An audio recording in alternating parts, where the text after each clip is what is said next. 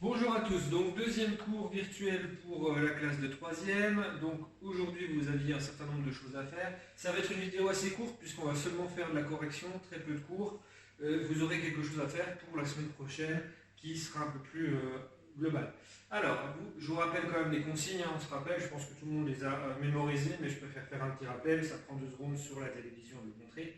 Alors, pour commencer, donc toujours deux parties dans notre vidéo. On va d'abord voir la correction des exercices, l'explication un petit peu du cours, en sachant que c'est quelque chose d'assez particulier, puisque là, vous aviez un thème sur l'espace Schengen, quelque chose de très actuel, hein, puisque c'est quelque chose qui est aujourd'hui assez d'actualité avec ce que l'on est en train de vivre. Et ensuite, en deuxième partie, donc, je vous expliquerai les devoirs que vous avez à faire pour la prochaine fois. Alors, pour commencer, donc, essayez d'avoir le diaporama avec vous. Il y a également un lien que vous deviez copier-coller sur votre navigateur internet. Essayez de l'avoir aussi pour pouvoir un peu comparer avec ce que je vais vous montrer. Comme ça, on aura vraiment tous les éléments pour pouvoir travailler. Alors, déjà, je vous avais demandé de me trouver une définition de l'euroscepticisme. La dernière fois, dans la précédente vidéo, je vous ai fait un récit pour vous expliquer un petit peu comment finalement l'Union européenne était amenée à réagir vis-à-vis de sa définition avec la situation actuelle. Donc j'avais modifié un peu le cours habituel. Normalement, dans votre diaporama, vous aviez cette carte de l'euroscepticisme en Europe avec donc un récit qui devait être porté là-dessus. Donc la définition, si vous regardiez sur un navigateur internet quelconque, vous aviez plusieurs situations possibles. Donc moi je vous ai mis la première qui était apparue, qui me paraissait assez simple et compréhensible. Donc définition d'euroscepticisme, attitude, état d'esprit qui consiste à douter de l'Europe en tant qu'unité, c'est-à-dire économique, et en tant qu'unité politique, et de son avenir. Donc ici, c'est bien de voir que dans plusieurs pays, on a des citoyens qui considèrent que l'Union européenne ne va pas répondre à leurs attentes, ou alors ils sont méfiants vis-à-vis de ce que cela peut permettre. Donc c'est ce qu'on verra aussi dans la deuxième partie de notre cours.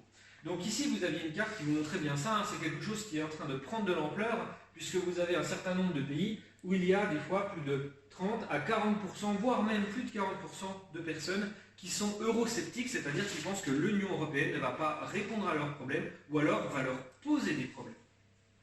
C'est d'ailleurs pour ça que vous aviez l'image suivante avec deux photographies qui vous montraient donc les conséquences du Brexit au niveau du Royaume-Uni, des manifestations qui veulent absolument, qui montrent qu'on a des citoyens britanniques qui veulent absolument sortir de l'Union, ce qui veut dire qu'ils considèrent que cette union ne leur est pas profitable, voire peut être même dangereuse pour eux, alors que derrière vous avez donc des citoyens de ce même pays qui eux considèrent que l'Union européenne apporte beaucoup de bénéfices, notamment au niveau économique, et que derrière, eh bien, c'est quelque chose de, on va dire, grave de vouloir le quitter, quitter cette union. Finalement, c'est donc les partisans de la sortie du Royaume-Uni qui l'ont emporté depuis quelques années. On a remarqué quand même que ça a pris du temps avant que le Royaume-Uni réussisse à quitter officiellement complètement l'Union européenne. Mais on voit donc que l'euroscepticisme aujourd'hui, eh bien, il est concret et il est capable aujourd'hui, dans certains pays, de remettre en cause notre union. Jusqu'à cet événement du Brexit, il faut savoir que l'Union européenne, c'était un espace qu'on rejoignait et pas un espace qu'on quittait. On avait plus envie de rejoindre l'Union par rapport à tout ce que ça nous apportait. Peu de gens imaginaient qu'on puisse vouloir en sortir, vu les bénéfices économiques que cela apportait donc de faire partie de cette union. Donc là, on voit bien que finalement, maintenant, on n'est plus dans une situation aussi tranchée, puisqu'il y a des pays et il y a des citoyens aujourd'hui qui aimeraient plus que tout que l'on sorte parfois de cette union. Alors, avec donc ce qu'on avait déjà vu dans la précédente vidéo, vous avez une trace écrite à compléter pour aujourd'hui, avec une forme de texte à trous, hein, puisque je ne peux pas vous la faire, donc cette trace écrite en direct chez vous, donc je vous ai en gros pré-mâché le travail, de manière à éviter quand même que vous ayez des traces écrites un peu trop aléatoires. Normalement, vous devrez tous avoir la même quand on aura fait la correction. Donc il fallait me dire que après la Seconde Guerre mondiale, les pays européens de l'Ouest décident de créer une union dont l'objectif est de renforcer les liens entre eux pour éviter une nouvelle, et bien tout simplement, une nouvelle guerre, d'accord? Ça, je pense que tout le monde l'a trouvé. Cette union, qui s'appelle donc, qui est mise en place avec le traité de Rome en 1957, pareil, là, je pense que c'est assez fin, est avant tout économique, puisque les taxes aux frontières sont progressivement baissées. Il faut savoir que c'est quelque chose qui ne va pas se faire du jour au lendemain, mais progressivement, on les baisse dans le but de favoriser les échanges entre les différents pays européens. Donc, ensuite, on avait donc, et les échanges donc augmentent fortement, forcément. Peu à peu, le nombre de pays membres de la CEE, qui était le nom originel de cette union, est renommé Union européenne en 1994, d'accord? Et donc, Ces donc pays membres, le nombre de pays membres augmente, même si depuis quelques années un mouvement euro, du coup par rapport à votre définition c'est simple, c'est l'eurosceptique, se développe en Europe qui menace l'existence de l'Union européenne. En 2020, l'Union européenne compte 27 membres depuis la sortie du Royaume-Uni tout simplement en janvier. Donc c'était tous les mots à retrouver, assez simple, je ne pense pas que vous ayez fait d'erreur, donc j'espère qu'elle est bien écrite dans le cahier, votre trace écrite, et qu'elle est encadrée comme d'habitude. Alors, ensuite, je vous avais demandé de voir la séance 2, le début de la séance 2, comment fonctionne l'Union européenne. Avec, dans une première partie, une union et des associations variables suivant les projets. Donc, vous aviez une activité sur l'espace Schengen et la zone euro. Vous ferez la zone euro pour la prochaine fois. Là, nous étions centrés sur l'espace Schengen. Donc, pour pouvoir faire ce travail, vous avez déjà une carte de ce qu'est l'espace Schengen. C'est donc des accords de libre circulation des personnes entre plusieurs pays. Donc, vous aviez des couleurs qui vous permettraient de montrer quels pays font partie de cet arrangement donc de l'espace Schengen, et un deuxième document qui vous montrait donc à quoi sert finalement cet espace. Ce n'est pas le tout de savoir que tel pays fait partie de l'espace Schengen, il faut savoir en gros en quoi ça constitue. Donc je vais parler à les documents histoire de faire une vidéo quand même qui soit un peu courte pour qu'elle soit plus facile à visionner pour vous et plus facile à déposer pour moi sur la plateforme. Vous aviez normalement vu les documents, il n'y avait pas de mots très compliqués dans les documents, donc je ne vais pas m'attarder dessus. Le document 3 était donc un exemple de problème que pouvait rencontrer cet espace depuis quelques années avec l'espace Schengen face à la crise des migrants en 2016, donc une crise majeure qui remet en cause un petit peu cet espace donc, de libre circulation des personnes, puisque cet espace, donc, en étant créé, va limiter les contrôles aux frontières et donc faciliter les déplacements de personnes et les déplacements de groupes.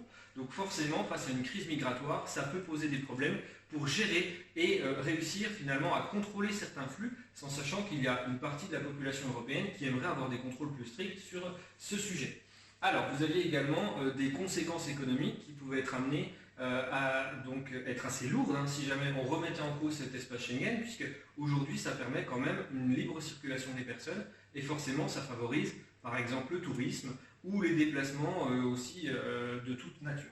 Donc le document 4 était donc un document qui était visible en ligne, donc on ira voir tout à l'heure parce qu'il est très intéressant, surtout que c'est une carte qui est mise à jour en temps réel quasiment, et donc quand je vous ai mis en place cette étude de cas, il faut savoir que cette carte était quand même une carte qui était plutôt, on va dire, apaisée, c'est-à-dire on trouve aujourd'hui une carte qui montre de l'urgence, qui montre une situation un peu inquiétante, parce qu'il y a énormément de rouge qui apparaît sur cette carte. Quand elle était déposée, il y avait quelques pays qui avaient donc mis en place des restrictions vis-à-vis donc des attentats et des crises finalement migratoires, mais on avait quand même encore un espace Schengen qui était plutôt assez encore cohérent. Là, on va voir que cette carte, elle a complètement été bouleversée avec ce qu'on est en train de vivre aujourd'hui, et qu'énormément de frontières, énormément de pays sont en train de revenir un petit peu sur le principe même de l'espace Schengen.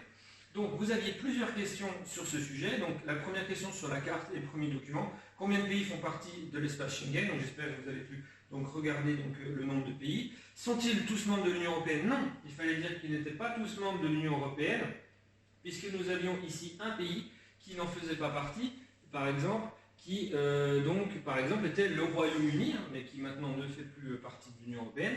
Donc vous aviez le Royaume-Uni qui ne faisait pas partie de l'espace Schengen à l'origine. D'accord? Ensuite, qu'est-ce que l'espace... je me suis trompé, je dis n'importe quoi. Combien de pays? Donc un pays qui n'est pas membre de l'Union européenne et qui du coup ne fait pas partie et qui fait partie de l'espace Schengen, c'est la Suisse. Excusez-moi. Donc la Suisse ici est un pays membre de l'espace Schengen et qui ne fait pas partie de l'Union européenne. Donc c'est un cas particulier qu'il faut garder en tête. Alors ensuite, qu'est-ce que l'espace Schengen? Tout simplement, c'est un espace de libre circulation des personnes. Alors faites attention avec ça, il y a beaucoup d'erreurs en troisième à cause du fait qu'on a vu que l'Union européenne d'origine, c'est d'abord une libre circulation des marchandises, donc la possibilité de développer l'économie. Donc ça, c'est mis en place dès le moment qu'on est dans l'Union européenne, on a obligatoirement la libre circulation des marchandises. Par contre, on n'a pas forcément la libre circulation des personnes. La libre circulation des personnes est concernée par l'espace Schengen. D'où, en fait, la situation un peu différente, puisque des pays peuvent être membres de l'espace Schengen sans être membres de l'Union européenne, donc on circule librement en tant que citoyen. Par contre, les produits sont plus contrôlés. Alors qu'on peut être aussi membre de l'Union européenne et donc ne pas faire partie de l'espace Schengen, donc là, libre circulation des biens, mais par contre, des restrictions un peu plus lourdes en ce qui concerne la libre circulation des personnes. Alors, question numéro 3, quels sont les avantages de cet espace sur le plan économique? Eh bien, grâce à ce document, on pouvait voir déjà par rapport aux risques qui peuvent être amenés à le fermer, et bien aujourd'hui ça permet de développer notamment le tourisme à hauteur de plusieurs milliards d'euros. Donc c'est quand même quelque chose d'assez avantageux, notamment dans certains secteurs qui sont liés finalement au voyage, aux vacances, donc à tout ce qui va avoir lieu, on va dire, avec le tourisme. Ensuite, pour quelles raisons certains pays remettent en place des frontières? Quels pays sont concernés? Donc là, il fallait regarder justement ce document 4 qu'on va regarder ensemble. Alors si on regarde ce document 4, on va se rendre compte du coup qu'on a bien ici, si ça veut bien fonctionner, non, ça ne fonctionne pas. Alors, comment faire? Ça arrive comme d'habitude. On est comme en classe finalement, il y a toujours le même problème. L'affichage qui déconne.